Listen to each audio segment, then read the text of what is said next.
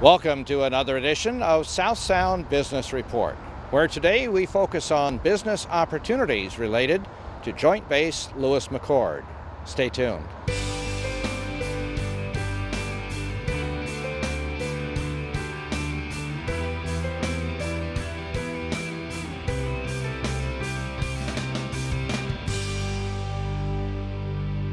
Hello, I'm Jeff Rounce. Glad to have you with us. And also glad to have Puget Sound Energy on board as the sponsor of South Sound Business Report.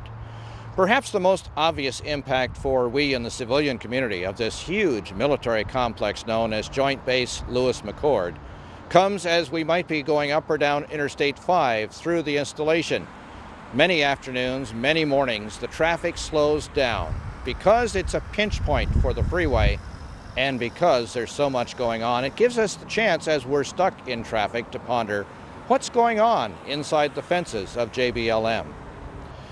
It was 1917. Our country was mired in World War II in Europe, and civic-minded residents of Tacoma and Pierce County assembled hundreds of acres and offered them at no cost to the nation as a home for Camp Lewis. Over the succeeding 95 years, the military installation has served as a major force, now through 5 huge global campaigns, and it has grown. Joint Base Lewis McChord, along with its Yakima firing range, has become home to more than 250,000 soldiers, airmen, dependents, civilian workers, contractors, and retirees. It is the 3rd largest employer in Washington today, and it's still growing. Business Examiner Associate Editor Holly Smith-Peterson talks with Dan Penrose, the Director of South Sound Military and Communities Partnership. Dan, the military's presence in this region is undeniable. Tell us how Joint Base Lewis McChord is an economic driver for the various communities here. And Joint Base Lewis McChord is kind of a new component in our region. You know, previously there was Fort Lewis and McChord Air Force Base.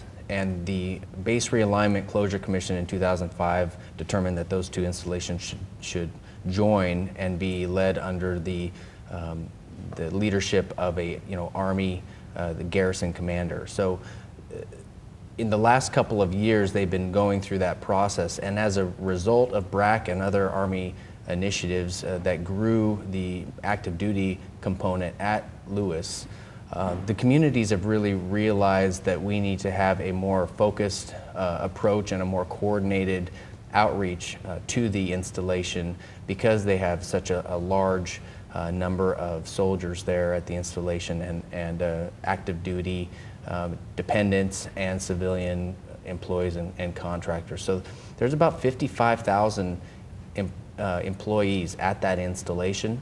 Mm-hmm. And lots and lots of payroll dollars, lots of construction money, about $3 billion worth of payroll and several $100 million of construction every year. And so the communities realized we really need to reach out to them, engage them, and talk about common issues.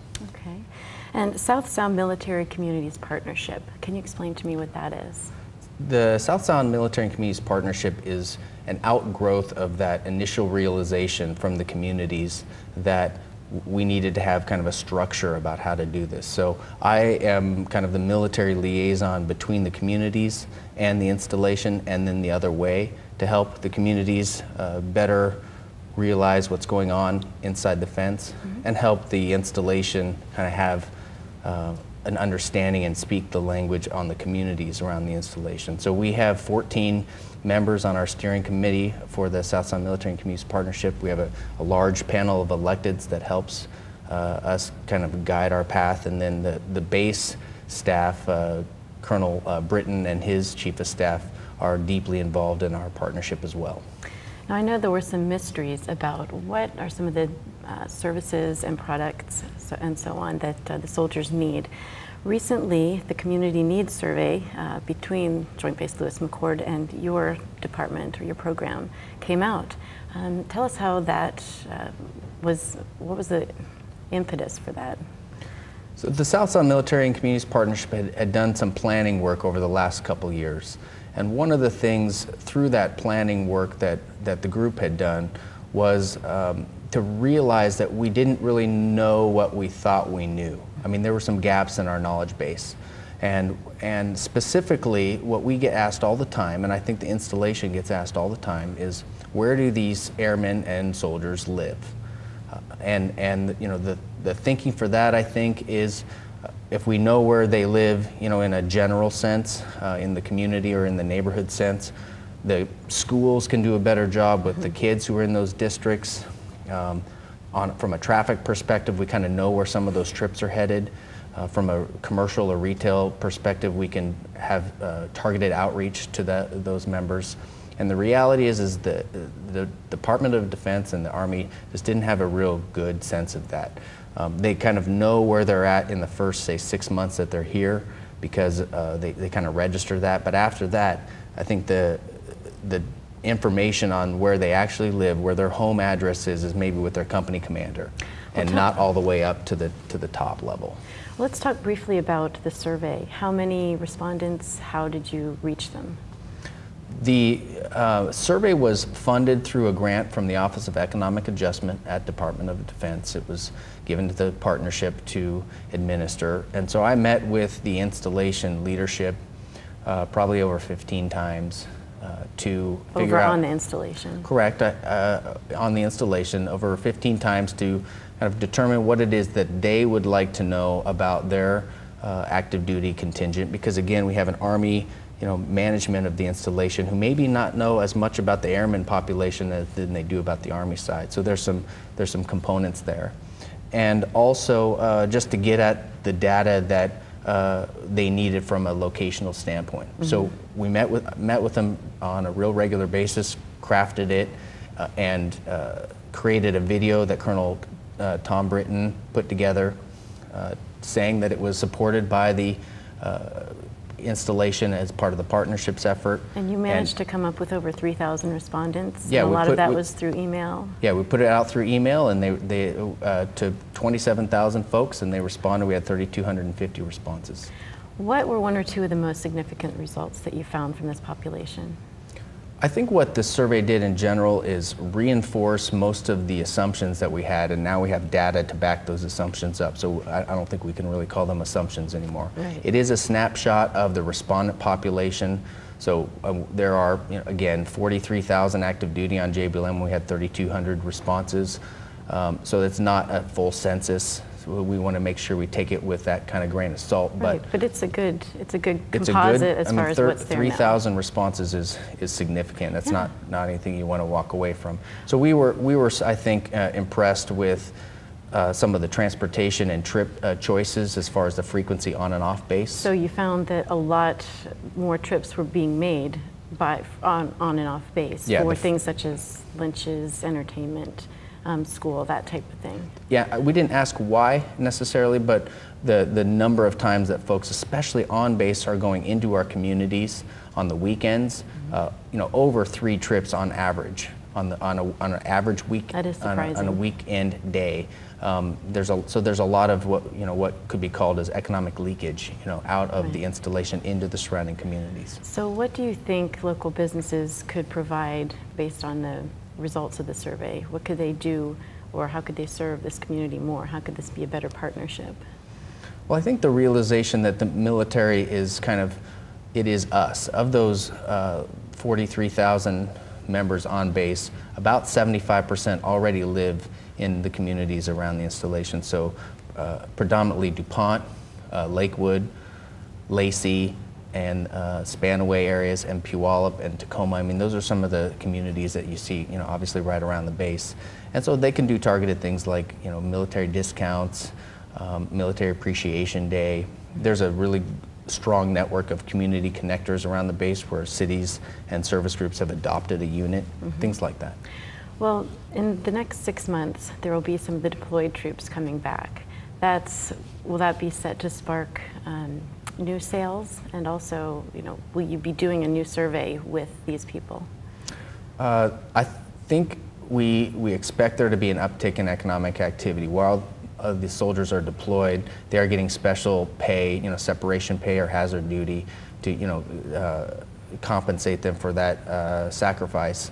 And we have in the past, after a redeployment, seen a real uptick in large ticket items. So I think we'd see that again. And so for a new survey, you've got a whole new population. Are you aiming to do that? Well, one thing we saw in the survey responses is, about 30% of the soldiers and airmen at this installation have been here for a year or less. So there's a lot of movement through, and so that's one reason we would want to do another survey, and we'll partner with Joint Base Lewis McChord to administer that survey and kind of dive deeper into some things that we maybe only recently learned or we didn't ask at all. Okay. Dan Penrose, thank you so much for being with us today on South Sound Business Report. Jeff? The military equivalent to a mayor or a city manager is the garrison commander of an installation. In this case, that would be Colonel Tommy Britton. His chief of staff is with me today. This is Tom Knight. How has, or when has, a comprehensive assessment of the military installation's impact on the community, when has that ever been done? Something similar to the recent survey that we did has never been done. One that included service member perceptions and attitudes about the base itself and things occurring off the base is new to us. So we have a lot of databases of record and we do a lot of surveys, but nothing like this has been done in the past. So you have new answers. How do you think those can help in provision of your service? How will you use the results that you now have?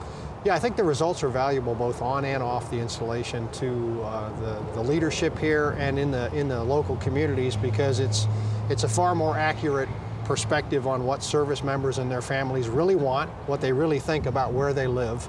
And so the trick now is to build on that, to share that information with the folks who need it. And this was an initial survey, so there's far more that we do want to get at in subsequent surveys. Were there any surprises?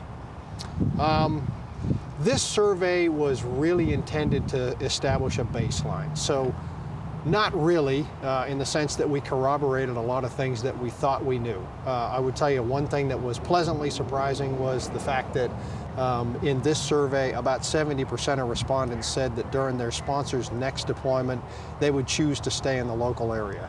And that's a far higher number than it has been in recent years. And one interpretation of that is that we're doing a better job, we on the base and in the local communities, of meeting their expectations and their needs during a deployment.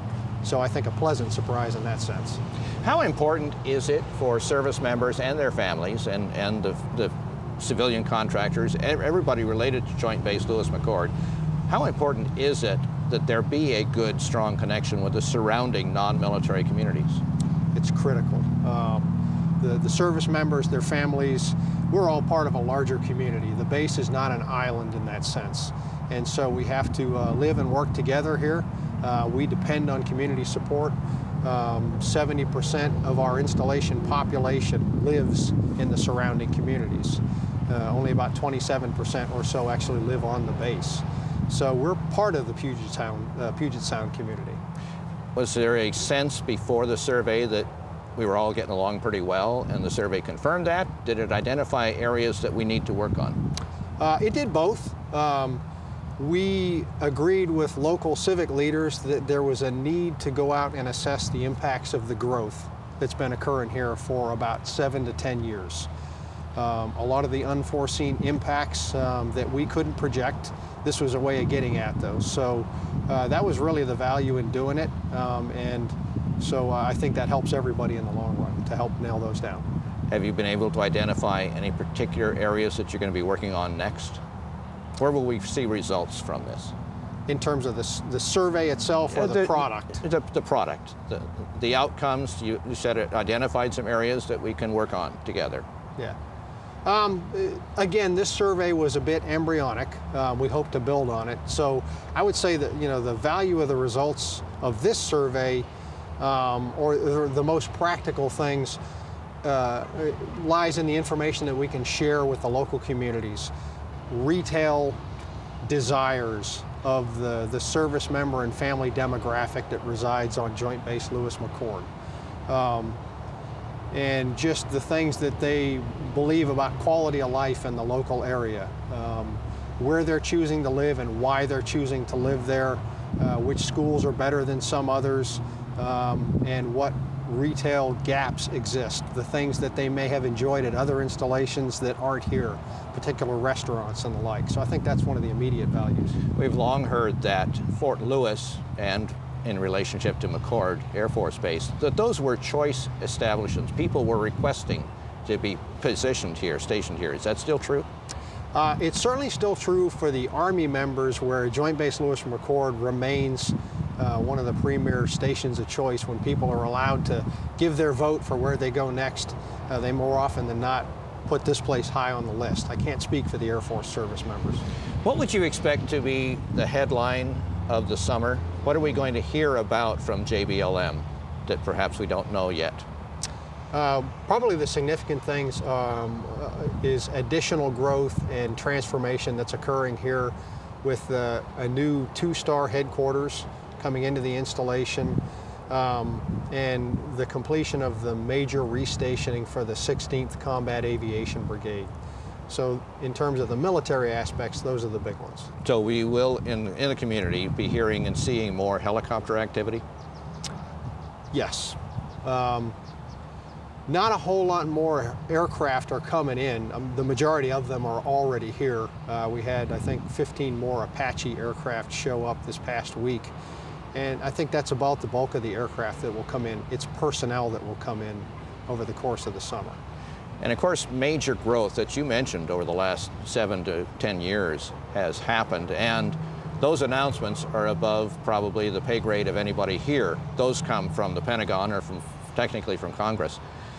Are we stabilizing now? There's no base realignment and closure process apparently in the future, so we're probably at about the size that we would expect to stay? Yeah, it's a projection, but we don't see the installation's population substantially changing in the near future. So I'm not aware of anything that would make any major changes to the installation's population or infrastructure. So how can we better manage the absorption of this tremendous growth? I have to bring up a subject that I know that you're tired of talking about, because there aren't easy answers, and that would be the traffic impacts. Mm-hmm. Anybody who has no military relationship still has an opportunity to park in traffic as we go through this pinch point on Interstate 5. Yeah, and as you mentioned, it is a bit of a choke point because it constrains in front of the installation itself, so we're living with the physics of what we inherited. So we're part of the growth and congestion problem in the South Puget Sound. So while there's been growth at the installation, there's also been a tremendous amount of growth in the surrounding area as well. And I'm told it's been 50 years since we've expanded or built the interstate freeway system through this area. Maybe, I'm not familiar with that, but I will tell you that we've worked hard and in partnership with the communities and the State Department of Transportation to address those things we can affect. The growth has occurred, and more people are driving cars on the roads, but we have made some changes to our access policies to bring people onto the installation faster with respect to some ramp metering and some additional gates that we've opened up, and just trying to adjust people's work hours to the extent that we can to minimize the traffic interruptions in the local area. And I will say, as someone who drives this route occasionally, it's better than it was. Things have been changed and they have made improvements. And we have a ways to go. So we will continue to work with our partners in the local area and the federal authorities to try to find bigger and broader solutions to the problems. Thank you, Tom Knight, Chief of Staff from JBLM Garrison Commander's Office. We'll return with more from the neighborhoods around Joint Base Lewis McChord in just over half a minute. But first, this message from our program sponsor, Puget Sound Energy. For more than 12 years, Providence St. Peter Hospital has been partnering with PSE's Energy Efficiency Program. As a result, in the past year, we've been able to save over $700,000 on our utility bill. What PSE is doing by investing in renewable energy and wind farms is really an investment in the future. We're in the community and on call for our customers day or night. PSE is working hard to provide me and my family with dependable service.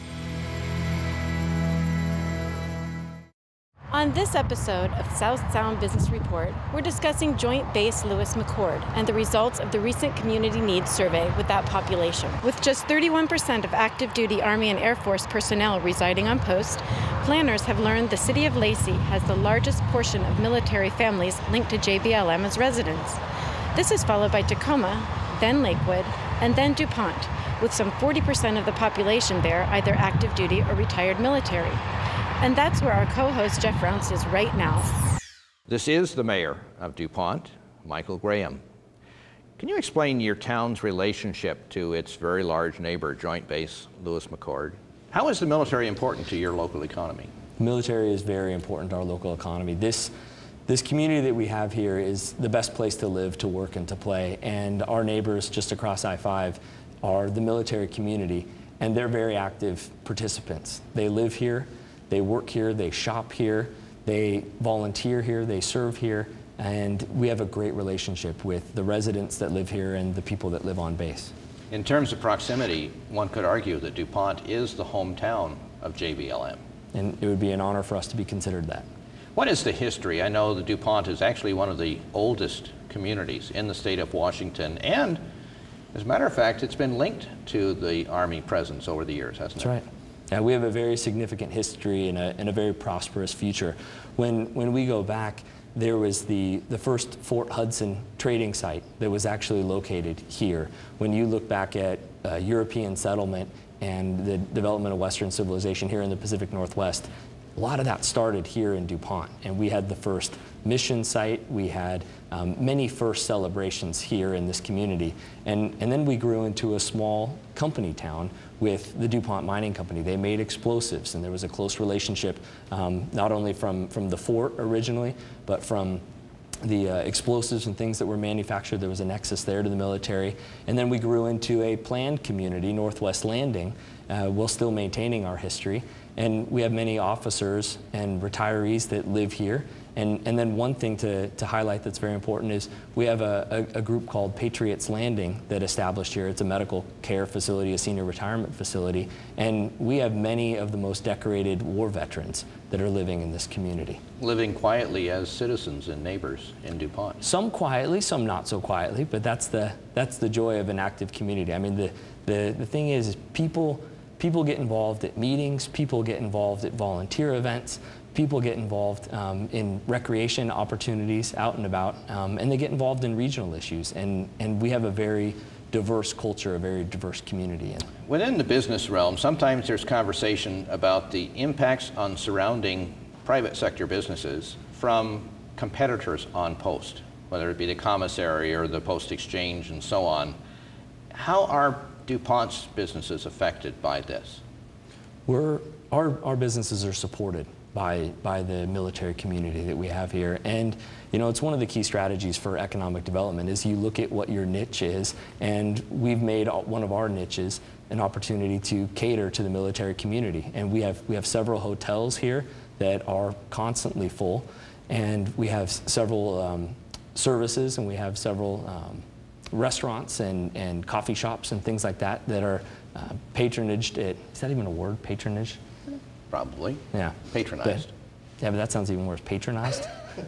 Visited. Yeah, visited. There we go.